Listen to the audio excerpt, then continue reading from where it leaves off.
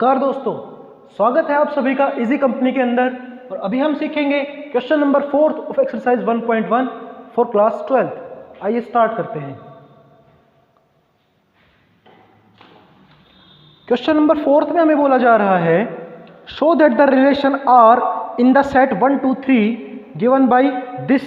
पूरी एक अपने को रिलेशन की सेट दे रखी है उसने, is reflexive but neither symmetric no transitive.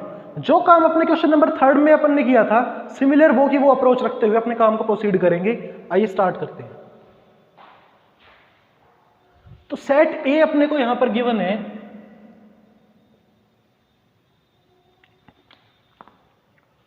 1, 2, 3 and relation भी दिया है उसने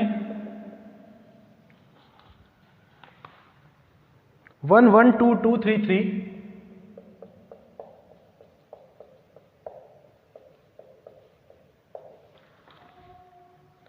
1, 2 एंड 2, 3।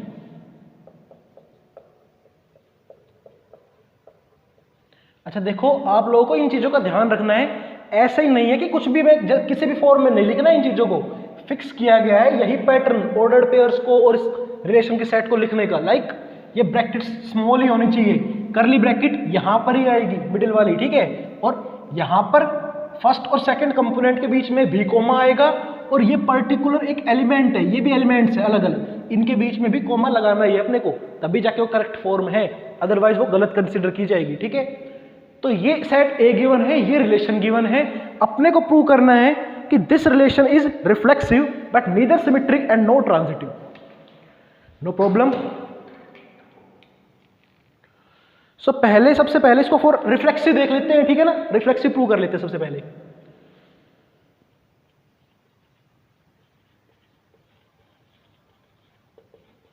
तो रिफ्लेक्सिव के लिए कंडीशन क्या है, और अपने को पता है कि ए कोई ऑर्डर्ड पेयर है, तो वहां पर ए जो है ना वो आर से बिलोंग करता है।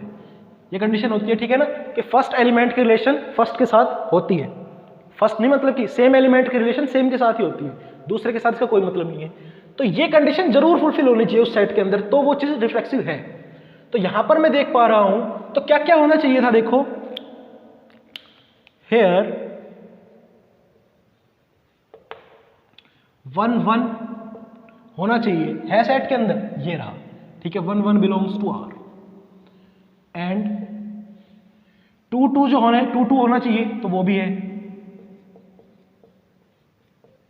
2, 2 भी बिलोंग कर रहा है आर से, ठीक है। एंड 3, 3 होना चाहिए, 3, 3 भी है भाई, ठीक है। 3, 3 भी भाई साहब, तो 3, 3 जो है वो भी रिलेशन से बिलोंग कर रहा है। So it is reflexive. भाई इस कंडीशन को फुलफिल कर दिया ना, ठीक है, तो रिफ्लेक्सिव हो गया। अब फॉर सिमेट्रिक देख लेते हैं एक बार। सिमेट्रिक के लिए कंडीशन क्या थी कि अगर ए बी कोई ऑर्डर्ड पेयर है, वो रिलेशन से अगर बिलोंग करता है, तो वहां पर बी ए भी कोई ऑर्डर्ड पेयर होना चाहिए जो रिलेशन से बिलोंग करे, ठीक है।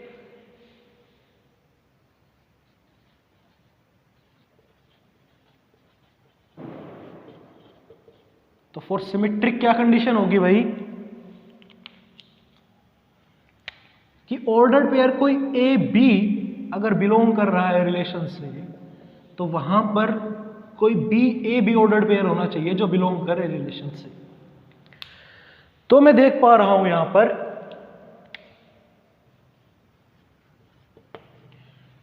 1, 2 तो है, रिलेशन से बिलोंग करता है, बट 2, 1 होना चाहिए जो कि नहीं है। 2, 1 does not belongs to R, so it is not symmetric। Symmetric नहीं है भाई, ठीक है। तो सिमेट्रिक नहीं है, ये भी प्रूव हो गया। अब थर्ड देख लेते हैं, ट्रांजिटिव।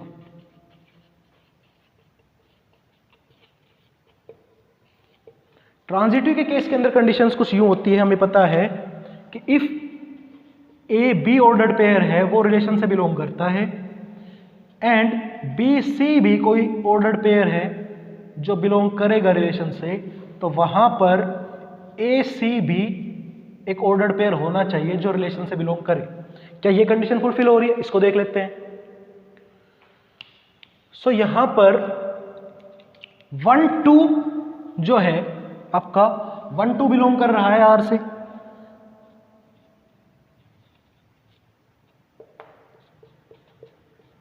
बिलोंग्स टू आर, ठीक है ना। 2 3 जो है वो भी बिलोंग से आर से बिलोंग कर रहा है।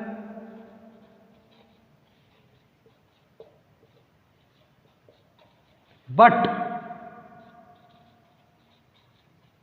अब होना तो चाहिए 1 और 3, ये भी आर से बिलोंग करे, लेकिन है ही नहीं वहां पर। 1 3 जो है वो आर से बिलोंग नहीं कर रहा, देयरफॉर इट इज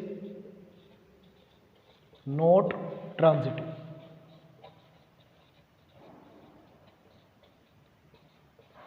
ठीक है ना। सो हमने रिफ्लेक्सिव प्रूव कर दिया है, रिफ्लेक्सिव, सिमेट्रिक नहीं है और ट्रांजिटिव भी नहीं है। तो इस तरीके से आपका क्वेश्चन हो गया है कंप्लीट। मिलते हैं नेक्स्ट वीडियो के साथ। Thank you.